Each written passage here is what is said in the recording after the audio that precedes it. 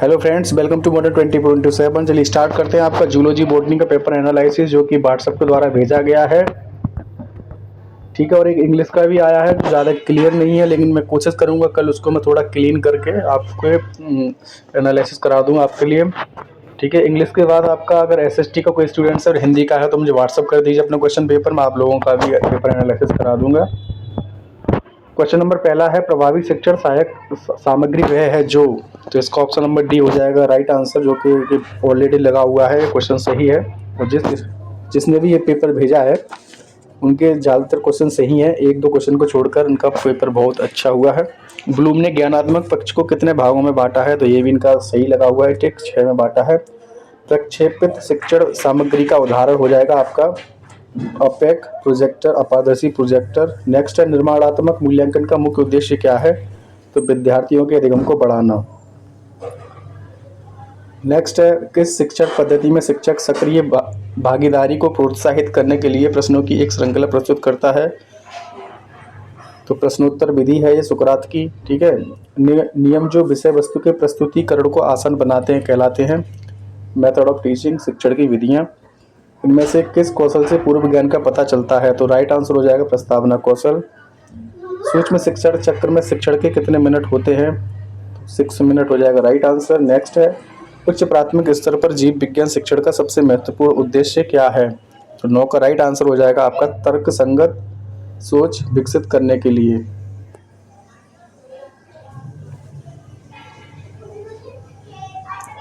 Next है,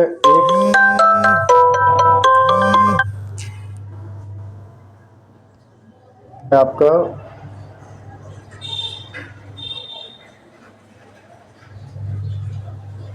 पाठ्य योजना निर्माण के लिए पंचपदी प्रणाली, तो ये हार्वर्ड ने दी थी।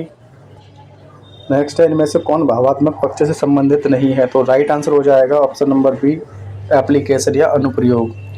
11 का आपका राइट आंसर हो जाएगा ऑप्शन नंबर बी। विज्ञान मेले क्यों आयोजित किए जाते हैं, तो ये किए जाते हैं छात्रों के वैज्ञानिक अभिरुचि के प्रकाशन हेतु। नेक्स्ट है, सिलेबस अंग है किसके, तो कुरिकुलम के, पाठ्यक्रम के अंग हैं। नेक्स्ट है, जीव विज्ञान शिक्षण में निम्न में से कौन सी पाठ्य सहगामी क्रिया है, तो राइट आंसर हो जाएगा जीव विज्ञान मेला। नेक्स्ट क्वेश्चन नंबर 15, कौन सा पक्ष शारीरिक और पेशी कौशल से संबंधित है, तो ये हो जाएगा साइकोमोटर डोमेन, क्रियात्मक पक्ष। नेक्स्ट है, समस्या समाधान विधि का दूसरा चरण कौन सा है, तो राइट आंसर हो जाएगा परिकल्पना का परीक्षण।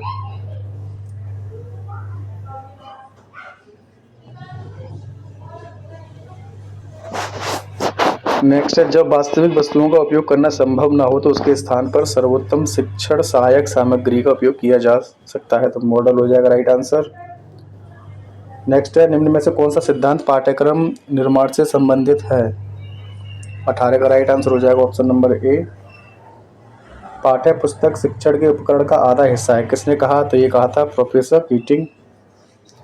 नेक्स्ट है, निम्न में से कौन सा श्रव्य दृश्य सामग्री के चयन का सिद्धांत तो नहीं है, 20 का राइट आंसर हो जाएगा ऑप्शन नंबर बी अध्यापक केंद्रीयता का सिद्धांत।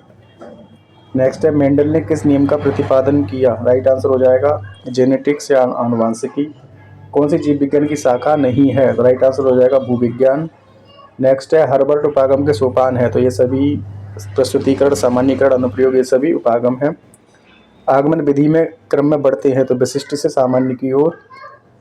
नेक्स्ट है, कौन सी विधि करके सीखने पर बल देती है, तो ये हो जाएगा आपका प्रोजेक्ट मेथड या योजना विधि।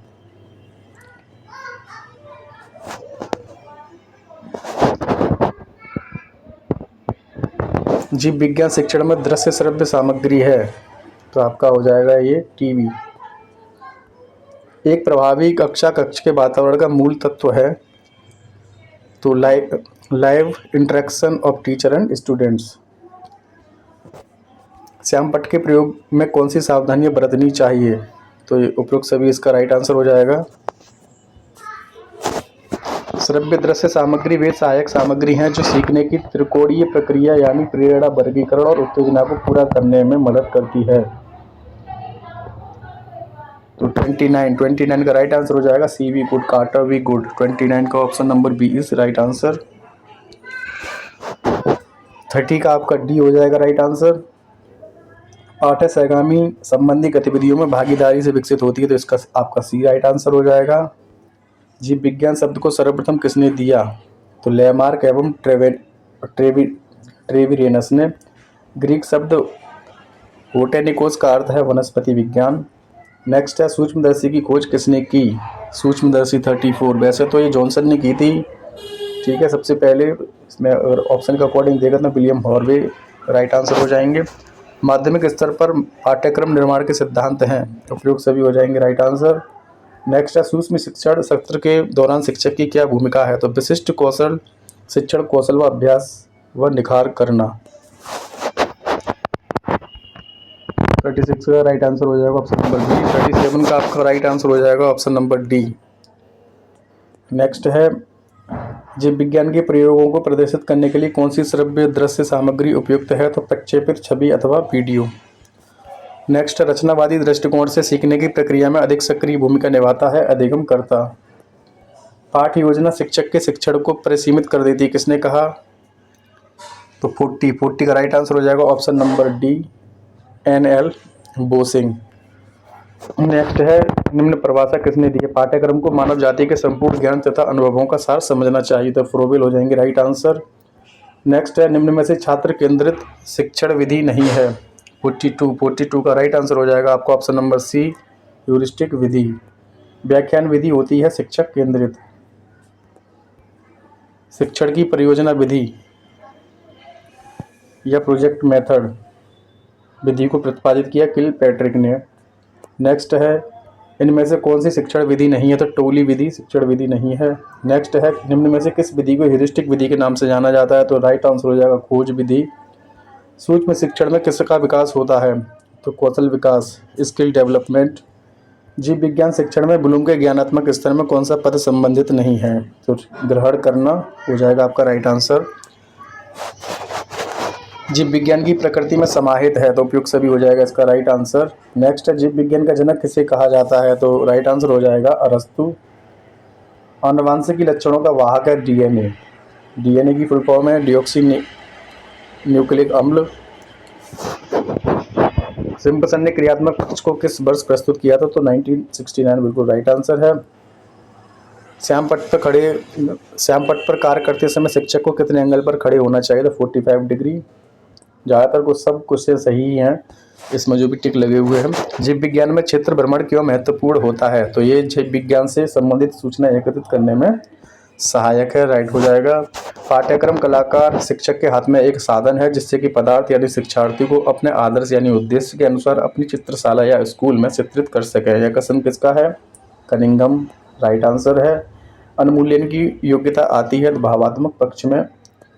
नेक्स्ट है जीव विज्ञान को पाठ्यक्रम में स्थान दिया गया है, तो इसका दोनों ही राइट आंसर हो जाएंगे, ऑप्शन नंबर सी राइट है। कौन सी जीव विज्ञान की शाखा नहीं है? तो भूविज्ञान नहीं है जीव विज्ञान की शाखा। जीव विज्ञान की विभिन्न शाखाओं में कौन सा सहसंबंध स्थापित होता है? तो जीवन से समन्वय। नेक्स्ट है जीव विज्ञान की प्रकृति में समाहित है, तो उपयुक्त सभी इसका राइट आंसर हो जाएगा। नेक्स्ट है किसने कहा है शिक्षण व्यवस्था के सभी पक्षों के व्यवहारिक रूप का आलेख ही पाठ योजना है? 61 का राइट आंसर हो जाएगा I.K. डेविस। नेक्स्ट है RCEM उपागम ज्ञानात्मक पक्ष के उद्देश्यों को कितनी मानसिक योग्यता में विभाजित किया गया है? तो 17 हो जाएगा राइट आंसर। नेक्स्ट है किसने कहा है बालकों को कम से कम बतलाना चाहिए और अधिक से अधिक खोजने के लिए प्रेरित करना चाहिए? 63 का राइट आंसर हो जाएगा option number B, H.E. Armstrong. लेकिन जो सबसे पहले जो किया था बालकों को कम से कम बतलाना चाहिए और अधिक से अधिक खोजने के लिए प्रेरित करना चाहिए, ये हर्बर्ट स्पेंसर थे। इसके बाद इन्होंने कहा था H.E. आर्मस्ट्रांग ने, ठीक है। हर्बर्ट स्पेंसर ने कहा था बालकों को कम से कम बतलाना चाहिए और अधिक से अधिक स्वतः ज्ञान के लिए प्रेरित करना चाहिए, और H.E. आर्मस्ट्रांग ने कहा है खोजने के लिए प्रेरित करना चाहिए, ठीक है। तो H.E. आर्मस्ट्रांग हो जाएगा राइट आंसर। कौन सा दृष्टिकोण सीखने में ज्ञान और अनुभव की भूमिका पर जोर देता है? तो बिहेवियरिस्ट हो जाएगा, व्यवहारवादी। नेक्स्ट अवधारणा मानचित्र में अवधारणा को आमतौर पर कैसे दर्शाया जाता है? 65 का राइट आंसर हो जाएगा ऑप्शन नंबर बी, एक रैखिक अनुक्रमिक प्रारूप में। निम्न में से कौन सा विशिष्ट उद्देश्य का उदाहरण है? तो 66 का राइट आंसर हो जाएगा option number C, the teacher will explain the concept, शिक्षक अवधारणा की व्याख्या करेगा। नेक्स्ट है किस प्रकार का पुनर्वलन सामान्यतः व्यवहारवाद से जुड़ा होता है। 67 का राइट आंसर हो जाएगा ऑप्शन नंबर डी, धनात्मक पुनर्वलन। नेक्स्ट है, पाठ्यक्रम के अंत में किया जाने मूल्यांकन कहलाता है योगात्मक मूल्यांकन, समेटिव एवेल्युएशन। सबसे प्रभावी समाधान का चयन किस वर्ग के अंतर्गत आएगा? तो इवेल्युएशन के अंतर्गत आएगा। 69 का ऑप्शन नंबर डी हो जाएगा राइट आंसर। नेक्स्ट है, निम्न में से सैद्धांतिक जीव विज्ञान की कौन सी शाखा नहीं, तो वर्ग की नहीं है। नेक्स्ट है, वाद विवाद भाषण स्वभाव प्रतियोगिता किस विकास से संबंधित पाठ्य सहगामी क्रिया है, तो उपयुक्त सभी हो जाएंगे राइट आंसर। नेक्स्ट है, यदि कोई परीक्षण व्यक्तियों के एक ही समूह पर कई बार प्रसारित करने पर समान परिणाम देता है तो वह माना जाता है स्टैंडर्डाइज यानी मानकीकृत।